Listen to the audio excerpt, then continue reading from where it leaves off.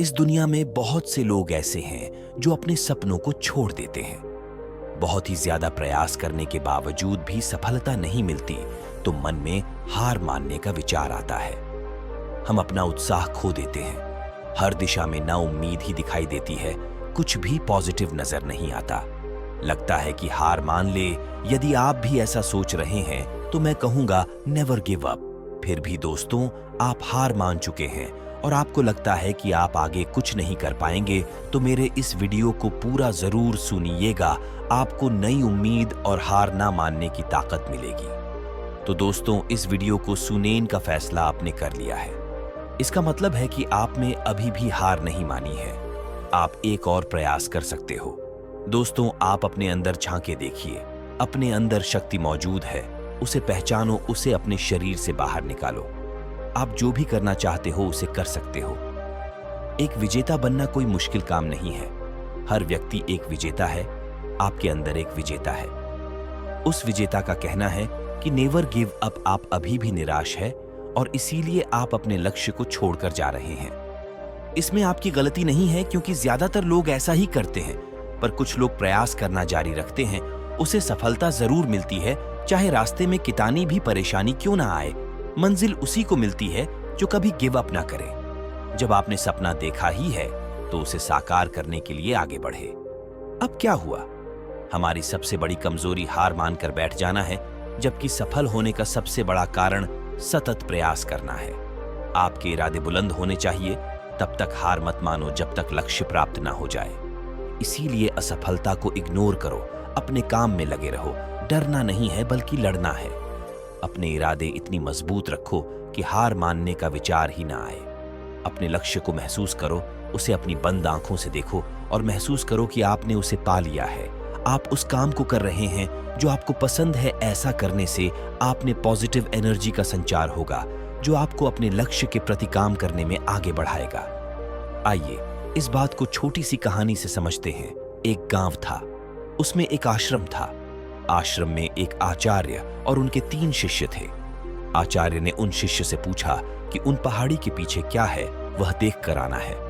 आचार्य ने अपने पहले शिष्य को आदेश दिया और कहा, पहले तुम जाओ और पता करके लाओ कि उन पहाड़ी के पीछे क्या है। शिष्य ने अपने आचार्य का बात मानकर उन पहाड़ी के पीछे क्या है वह खोजने आगे चल पड़ा।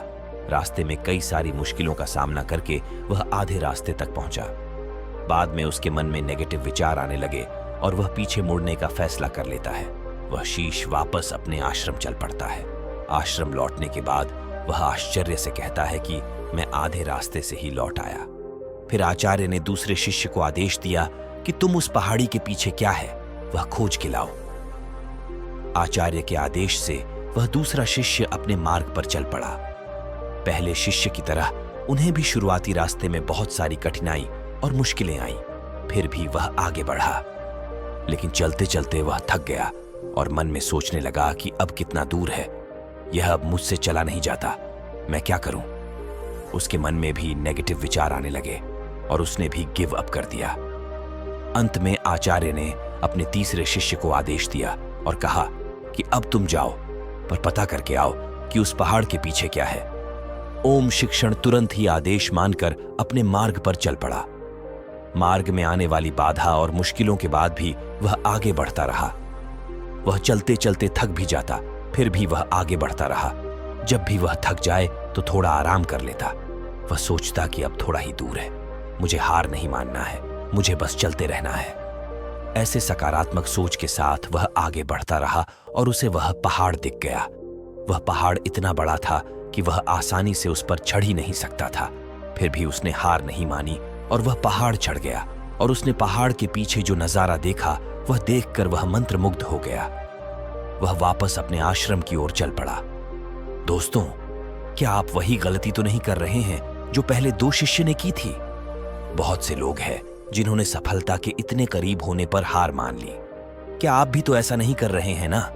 लोग परिस्थिति और प्रॉब्लम से डर जाते हैं और अपना कदम पीछे खींच लेते हैं, लेकिन आपको ऐसा नहीं करना है। हार मानने का कोई फायदा नहीं है। सिर्फ जीत पर फोकस करो और फिर से कोशिश करो और हर बार ऐसा करते रहो जब तक आप जीत ना जाओ। तो अभी भी आपको देर नहीं हुई है। अपने सपने को साकार करने के लिए एक्शन प्लान बनाओ और नेवर गिव अप एटीट्यूड अपनाओ। दोस्तों, मैं आशा करता हूं कि इस कहानी के माध्यम से आपके जीवन में पॉजिटिव चेंज लाने में मदद मिली होगी। अगर आपको यह कहानी और जानकारी अच्छी लगी तो अपने फ्रेंड्स पर परिवार में इस वीडियो को शेयर करें।